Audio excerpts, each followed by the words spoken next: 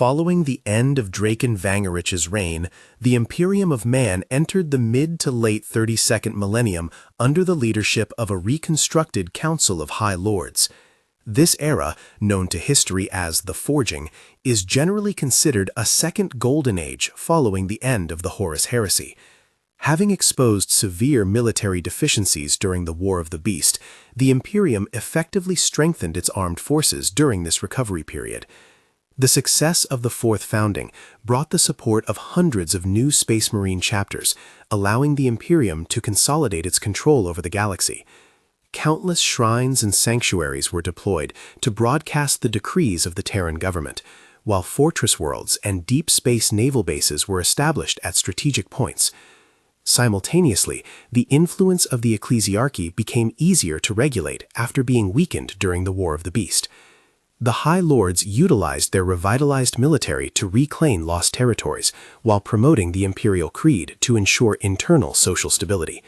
Much like the Great Crusade of old, the Imperium once again addressed the issues of Xenos and chaos that had been neglected during the political chaos of the beheading. Over time, the traitors developed increasingly diverse methods for striking at the Imperium. Imperial ships contaminated by the warp were deliberately released back into real space to spread the gospel of the four gods. Other chaos cultists targeted specific worlds under Terran rule to spread poisonous faiths and incite planetary rebellions. Even concepts like strength and glory were weaponized by the Dark Gods as seeds of corruption to shake the foundations of formerly loyal Astartes chapters. While the threat of defection never truly vanished, the greatest danger remained the rise of a champion of chaos. Every so often, a champion chosen by the Dark Gods would emerge with enough power to temporarily set aside the ancient grudges between the various factions, gathering the shattered legions, mortal cultists, chaos titans, and demons into an unstable but terrifying alliance. Under such leadership, these hosts would storm out of the Eye of Terror to launch a Black Crusade against the Imperium. The mention of Black Crusades inevitably brings to mind the most notorious figure in the galaxy, Abaddon the Despoiler, the successor to the traitor warmaster Horus. Originally the first captain of the 16th Legion, Ezekiel Abaddon became the leader of the Sons of Horus after his Primarch's death. To lead his brothers out of the shadow of their father's failure, he renamed the survivors the Black Legion and forged them into a formidable military force. In truth, Abaddon had initially been broken by the death of Horus, wandering alone in the depths of the Eye of Terror in disgust. During his absence, the Sons of Horus became targets of hatred for other traitor legions for being the first to retreat from Terra. During a war with the Emperor's children, the body of Horus was stolen by the infamous chief apothecary Fabius Bile to create clones of the Warmaster. Enraged by this desecration, Abaddon returned to lead his legion in an assault on Bile's cruiser. Although Bile escaped, Abaddon and his troops destroyed the clones of all 20 Primarchs.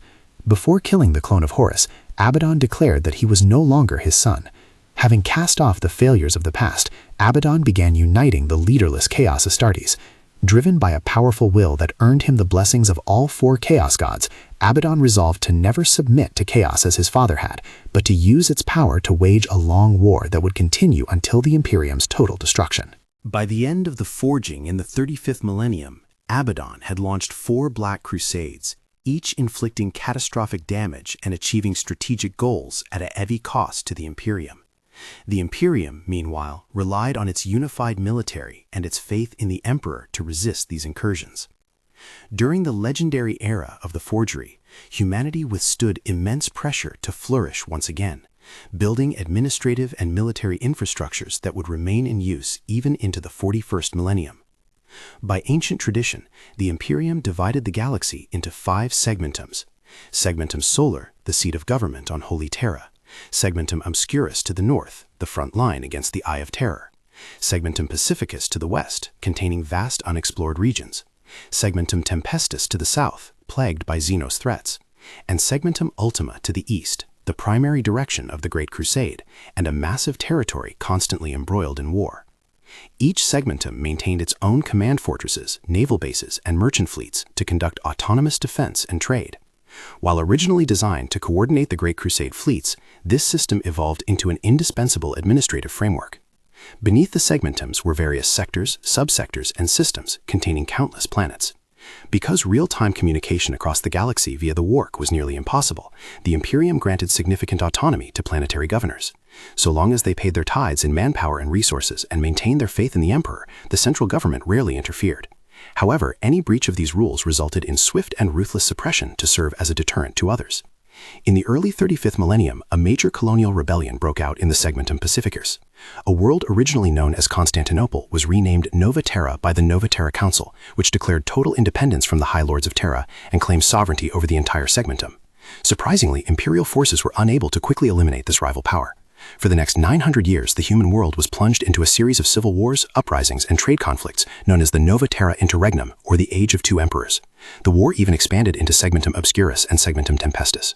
Records of this era are strictly controlled by the Inquisition's Ordo Malleus, though rumors persist of a mysterious, hooded giant carrying a sword and twin pistols who haunted the Nova Terra Council. Ultimately, at the end of the 35th millennium, the Dark Angels chapter succeeded in destroying the Nova Terra regime, though they secretly took its leaders into custody for their own purposes. The distrust sowed by this split lingered for millennia. Even into the 41st millennium, the Segmentum Pacificus remained the most resource-deprived region due to its history of rebellion. This era of strife was merely the beginning of the Imperium's decline. As the 36th millennium approached, a new and even more devastating civil war loomed, the Age of Apostasy, where the very faith that had once saved the Imperium would be weaponized by the power-hungry to lead humanity toward a catastrophic end.